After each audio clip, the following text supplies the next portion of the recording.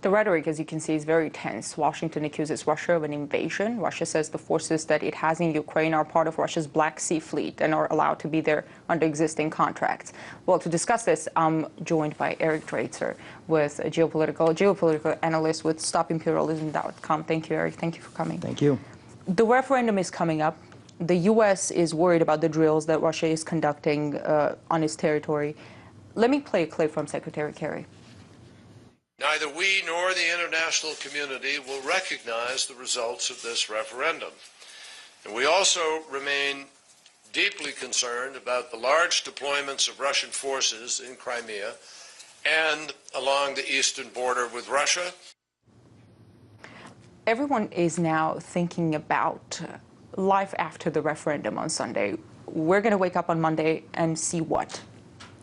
Well, you're going to see that the G7, the Western allies, the United States and its partners are going to be continuing the rhetoric of rejecting the referendum, rejecting the will of the Crimean people. And of course, they'll continue with that sort of hypocritical position. But the key is whether or not they're going to be able to recognize that the legitimacy question is the central question. Not only the legitimacy of the referendum, but also the legitimacy of the government that they're backing in Kiev. Part of the central issue here is that people in Crimea, and not only Crimea, we should say, other regions in Ukraine are strongly doubting whether or not this government, this so-called government in Kiev, has any legitimacy whatsoever. So when we wake up on Monday and the Crimean people have exercised their will, the ball will then, the proverbial ball will be in the court of the United States to then say what is the legitimate authority in Ukraine and with whom can the Russian government deal. That is the real issue, because if Crimea is allowed to exercise its independence,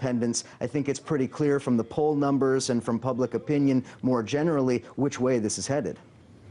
Eric, Kerry brought up, Secretary Kerry brought up the drills going on in Russia close to the border with Ukraine. What is the West afraid of?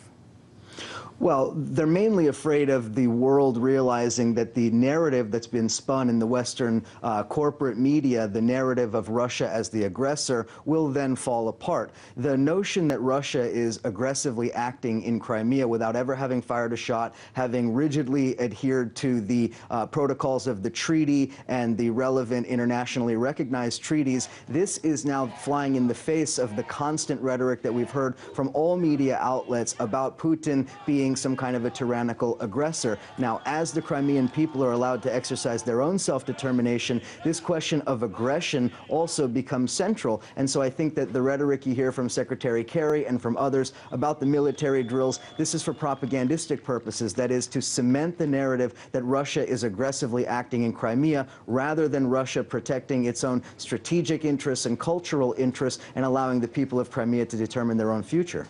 Now, about Russia's interests, when Secretary Kerry says the U.S. is taking Russia's legitimate concerns, as he said, into consideration, what concerns is he talking about?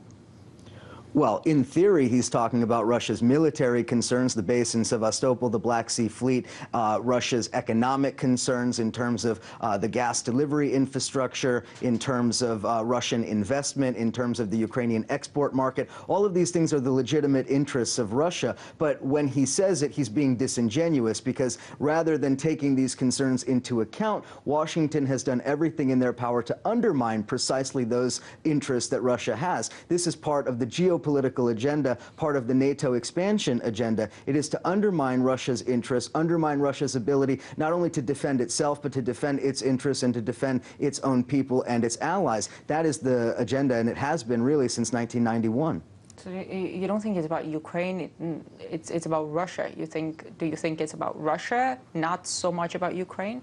Well, it's certainly both. I mean, Ukraine is an integral part of bridging the gap between the West and Russia. For that reason, you've seen Ukraine throughout the centuries be sort of the plaything of empires, whether the Polish-Lithuanian Empire, the Germans during World War II, we could go on, the Ottomans as well. Ukraine has always played that role, and it is precisely that same role that Ukraine is thrust into today in 2014. Unfortunately for the people of Ukraine, this is the historical circumstance that they're living with. The question then becomes, what is most beneficial for the Ukrainian people in terms of their own ability to determine their future, in terms of their ability to have a prosperous economic future and tangible economic and political development? The corruption and all of the other things that we've seen in recent years, these are all political issues that have to be addressed, but they have to be addressed by the Ukrainian people, not by the Western powers.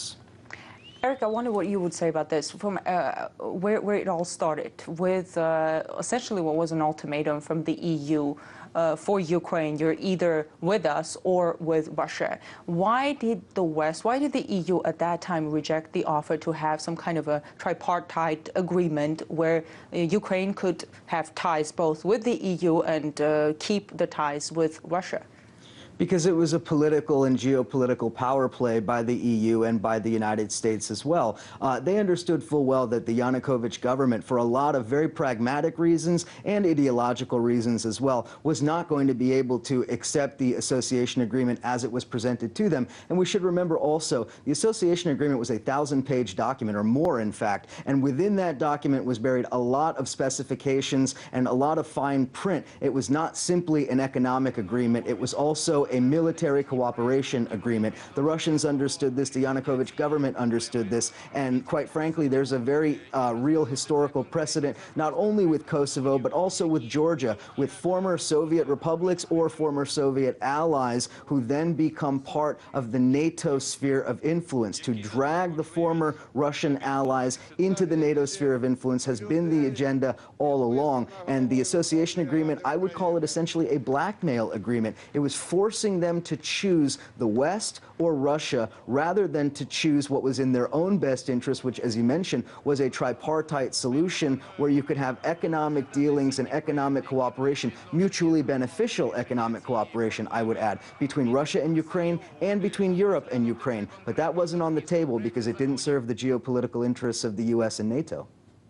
Eric, one last question. The Crimea referendum offers voters essentially two options: to secede from Ukraine and join Russia, or to stay as part of Ukraine, but with a great deal of autonomy that was granted to the region under the 1992 Constitution.